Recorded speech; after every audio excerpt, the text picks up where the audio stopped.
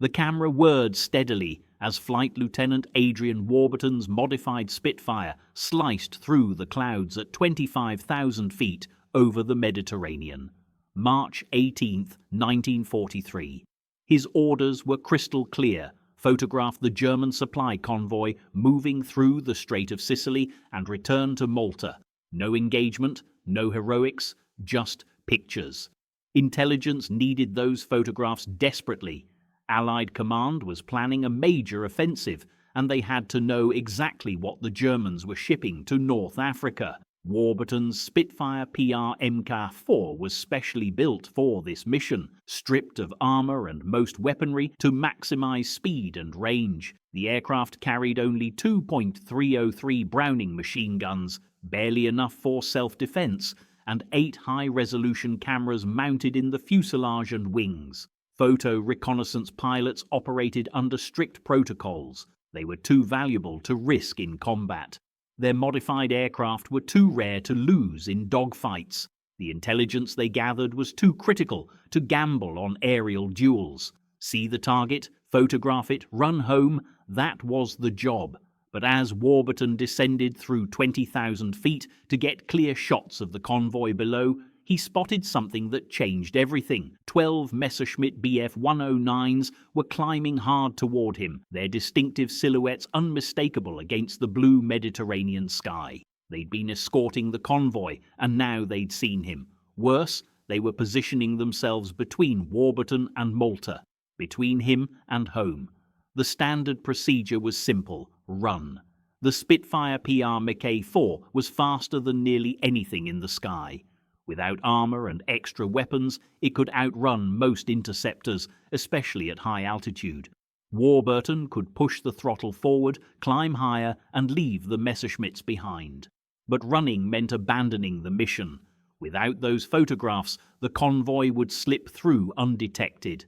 Allied intelligence would remain blind to German supply movements. The offensive planning would be compromised, and another recon mission would have to be attempted, probably with the same result: German fighters forcing the pilot to abort. Warburton studied the tactical situation in seconds. 12 Bf 109s, experienced Luftwaffe pilots, judging by their formation discipline. His Spitfire carried only 2 guns with limited ammunition, maybe 600 rounds total. Against a dozen enemy fighters, that seemed suicidal. But Warburton had one critical advantage the Germans didn't know about. They thought they were intercepting a defenseless reconnaissance plane flown by a pilot whose only priority was survival. They expected him to run.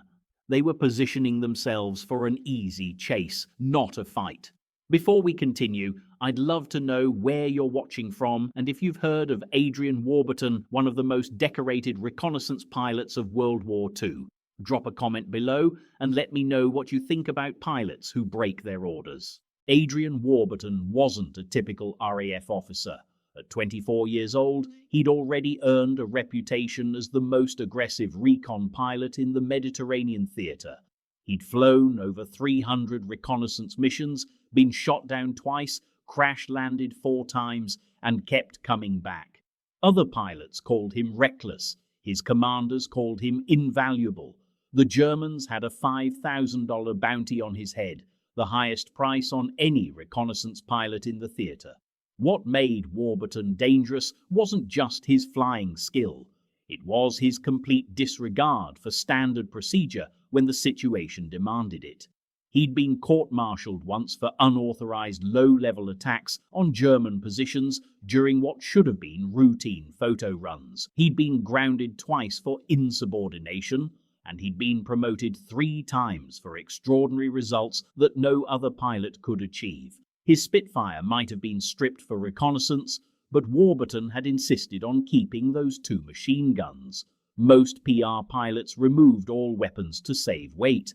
Warburton had argued that 2 guns were better than none, even if it cost him 50 pounds and a few miles per hour.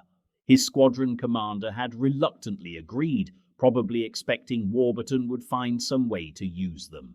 Now, watching 12 Messerschmitts climb toward him, Warburton made a calculation that would have seemed insane to any other pilot.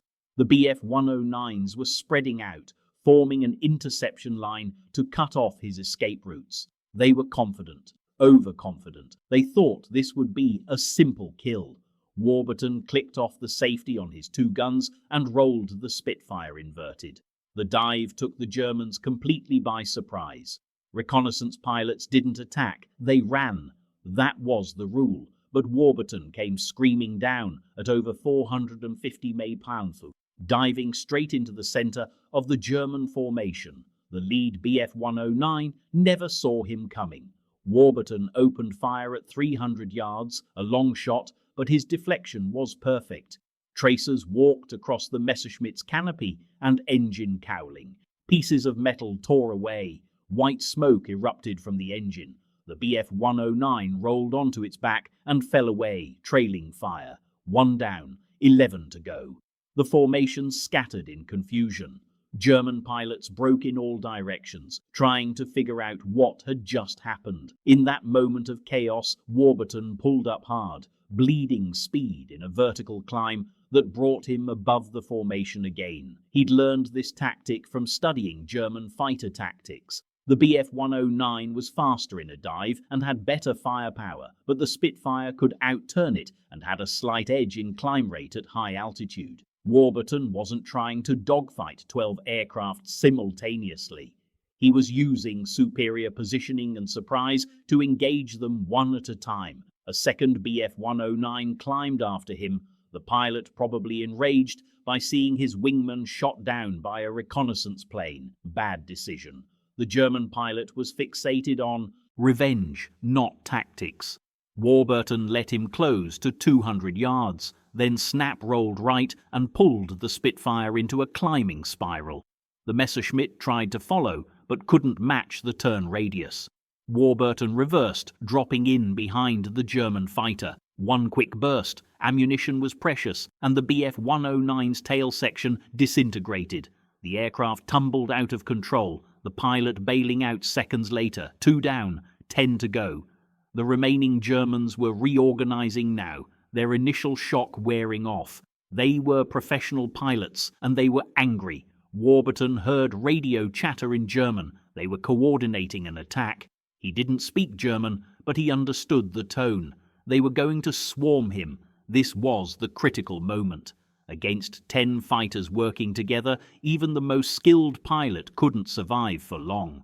Warburton needed to break their coordination again, force them back into individual duels where surprise and positioning mattered more than numbers. He spotted a pair of Bf-109s climbing on his left, trying to gain altitude advantage. Instead of running, he turned toward them. The unexpected aggression threw off their timing.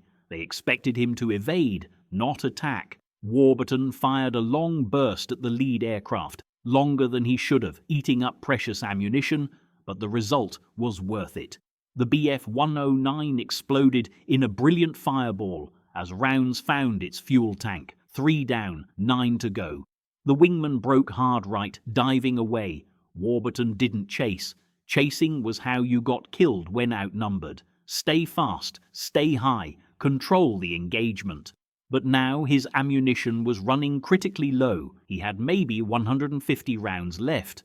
Against 9 fighters, that meant each burst had to count absolutely. 4 more Bf-109s were climbing from below, working as a coordinated team. Smart pilots. They were trying to force Warburton to split his attention between threats above and below. The classic pincer tactic. Against a normal fighter with full ammunition, it wouldn't work. Against a reconnaissance plane that should have been running, it should have been devastating.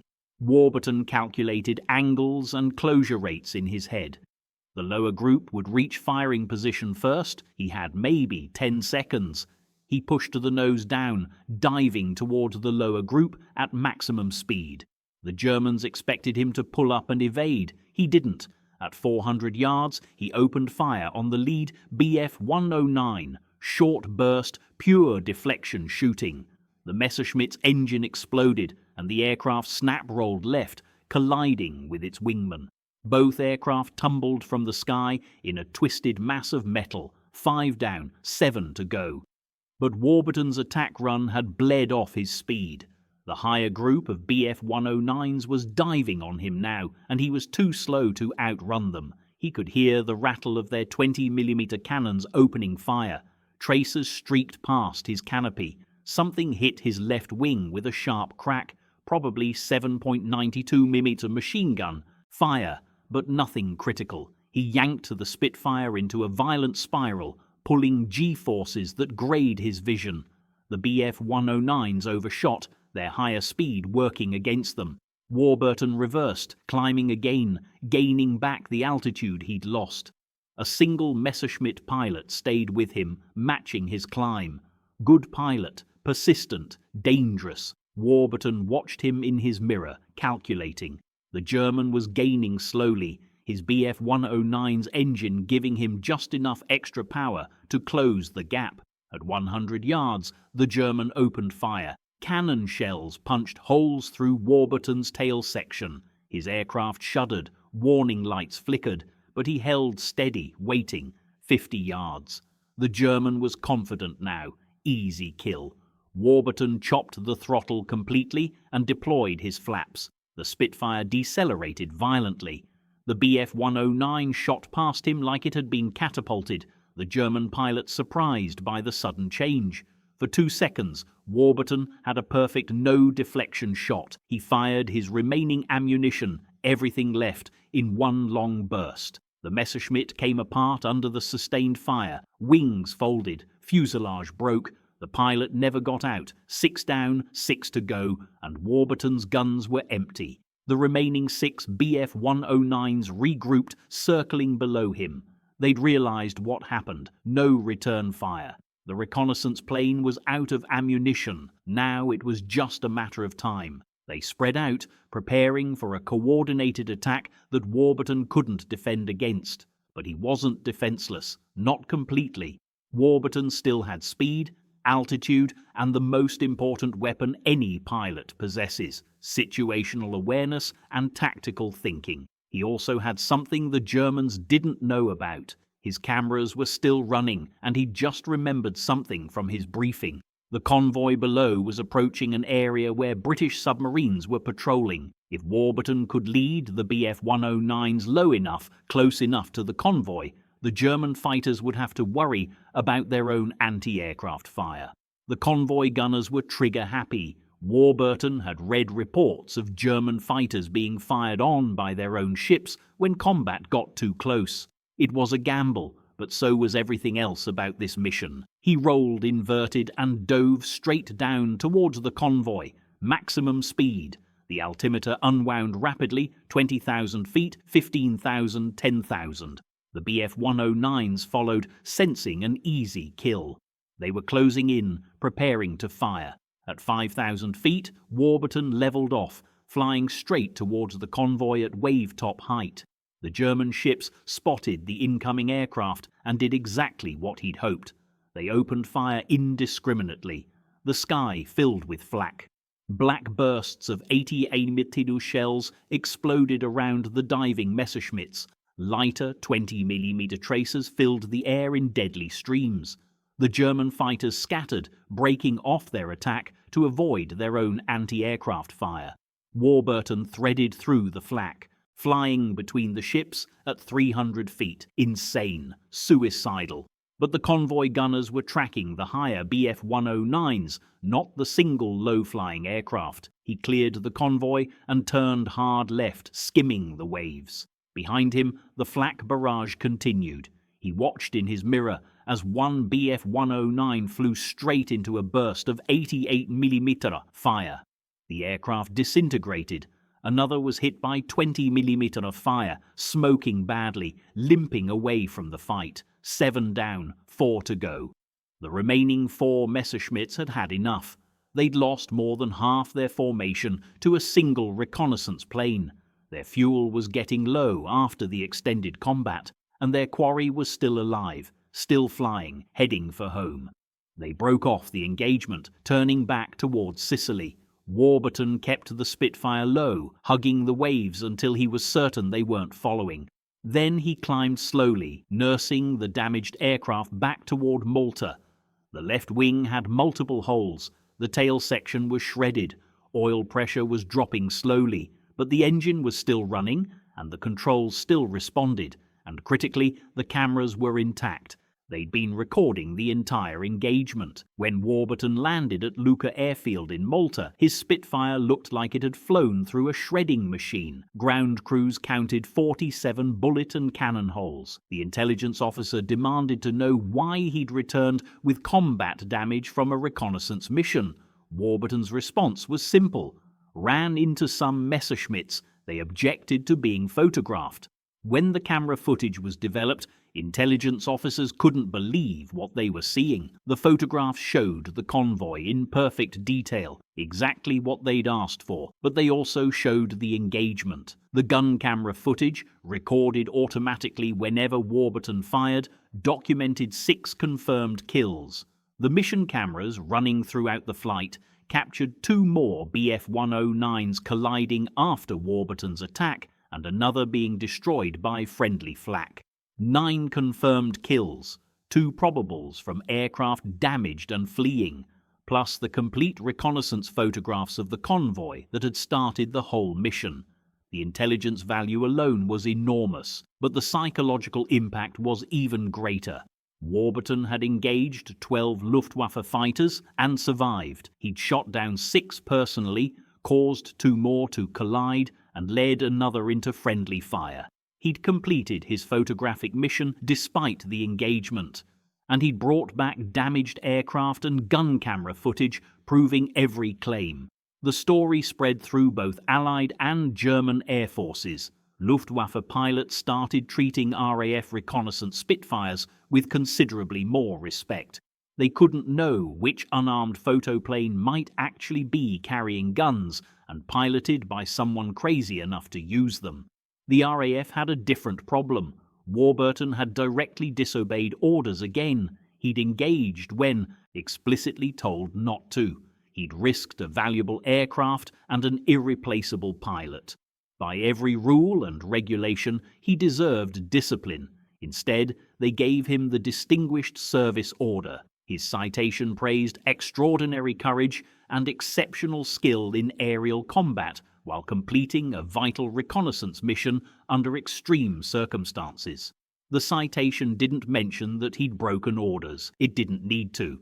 Everyone understood that sometimes the person in the cockpit sees the situation more clearly than the commander reading briefing papers on the ground. Warburton had assessed the tactical situation, recognized that completing the mission required engaging the enemy, and executed perfectly. Military historians later studied Warburton's engagement as a textbook example of economy of force. He destroyed or disabled 9 enemy aircraft while expending less than 600 rounds of ammunition. That's roughly 65 rounds per kill. Most fighter pilots in World War II expended thousands of rounds per victory. Warburton's success came from several factors. First, surprise.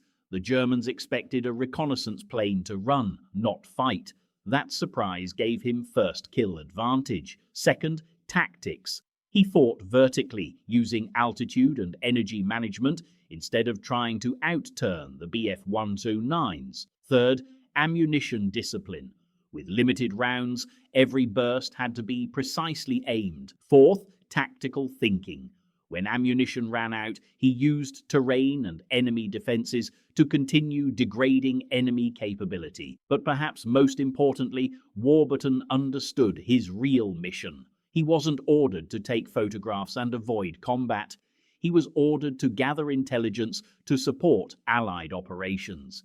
Engaging the fighters wasn't a violation of that mission, it was enabling the mission. A dead pilot brings back no photographs. The convoy photographs Warburton delivered revealed that Germany was shipping Tiger tanks to Tunisia. Allied command immediately adjusted their tactical planning. When the offensive launched 2 weeks later, Allied forces were prepared for the heavy armor. The intelligence Warburton gathered, while simultaneously destroying nearly a squadron's worth of German fighters, directly contributed to Allied victory in the North African campaign. Warburton continued flying reconnaissance missions throughout 1943 and early 1944. He eventually accumulated more decorations than almost any other RAF pilot of the war: the Distinguished Service Order with 2 bars, the Distinguished Flying Cross with bar, and the American Distinguished Flying Cross. His confirmed kill count reached 22 aircraft, making him one of the few reconnaissance pilots to become an ace. On April 12, 1944, Warburton took off on a reconnaissance mission over Germany. He never returned. His Spitfire disappeared somewhere over Bavaria. No wreckage was ever found. No grave was ever confirmed. The Germans never reported shooting him down. He simply vanished decades. Later, researchers discovered that Warburton had been secretly working with British intelligence, conducting espionage missions disguised as reconnaissance flights. His final mission may have involved far more than photography. The truth remains classified. What isn't classified is what Warburton proved on that March day over the Mediterranean. Reconnaissance pilots weren't just passive observers.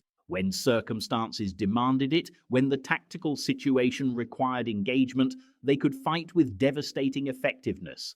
The military learned from pilots like Warburton that rigid adherence to mission parameters sometimes conflicts with mission success. A reconnaissance pilot who photographs a target but dies in the process delivers no intelligence. A pilot who survives by engaging threats and then completes the photographic mission delivers intelligence and removes enemy assets simultaneously. Modern military doctrine now explicitly includes this concept. Reconnaissance forces are trained not just to observe and report, but to defend themselves aggressively when required. The phrase economy of force in military planning directly traces back to engagements like Warburton's, achieving maximum effect with minimum resources. Warburton's willingness to break orders when the situation demanded it embodied what military theorists call mission command, understanding the intent behind orders and adapting execution to circumstances. His commanders didn't tell him to engage 12 fighters, but they did tell him to gather intelligence and return safely. Warburton understood that in this case those objectives required fighting. The Germans who encountered him that day probably never understood what happened. They intercepted a reconnaissance plane and lost 9 aircraft. By all logic, that should have been impossible, but Warburton didn't fight by their logic. He fought with surprise, skill, and complete commitment to mission success. The next time someone tells you to just observe and not engage, remember Adrian Warburton circling over that convoy. He understood that sometimes accomplishing your mission requires breaking your orders. Sometimes survival requires aggression. Sometimes the best defense is a devastating attack. He was ordered to take photos. He ended the mission with 12 enemy kills instead, and in doing so, he proved that the most dangerous weapon any reconnaissance pilot carries isn't cameras or guns. It's the judgment to know when to use each, and the courage to act on that knowledge even when everyone expects you to run.